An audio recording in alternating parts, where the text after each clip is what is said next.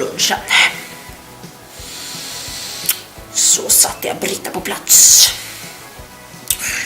Hon sa att jag tog för mycket ketchup på mina makaroner. Så då tog jag 2 tomater och strödde på lite socker.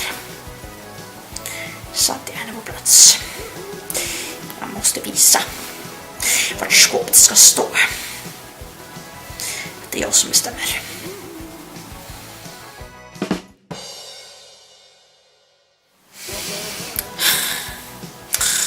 Är det någon debatt som har varit väldigt het på senaste, så är det väl ändå debatten om Greklandskrisen.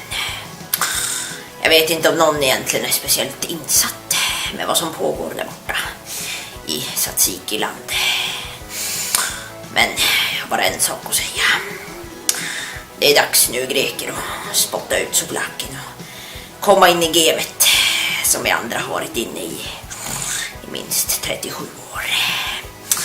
Det är dags att börja exportera istället för att bara förbruka.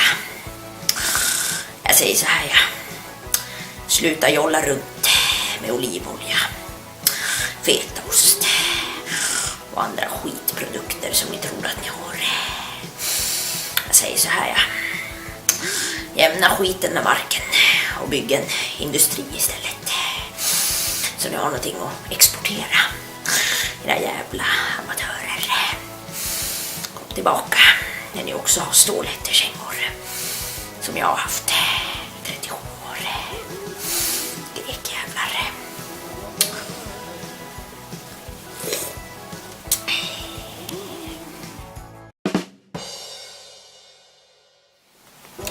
Dagens fräckis. Ja, det här är faktiskt en personlig berättelse. Det angår faktiskt min kompis Sune och hans fru som heter Maj-Britt. Han berättade lite historia från sängkammaren. Så vi började kalla henne lite internt för Sug-Britt. Och tänkas på den, även den. Men då säger jag att hon var väldigt generös.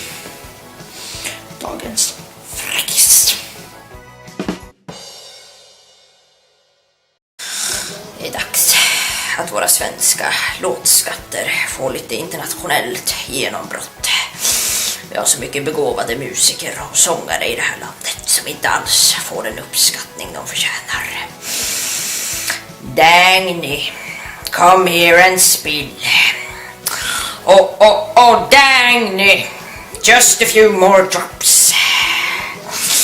Hear my heart singing, trall-dill-dill, tra-la-la-la, tra-la-la-la.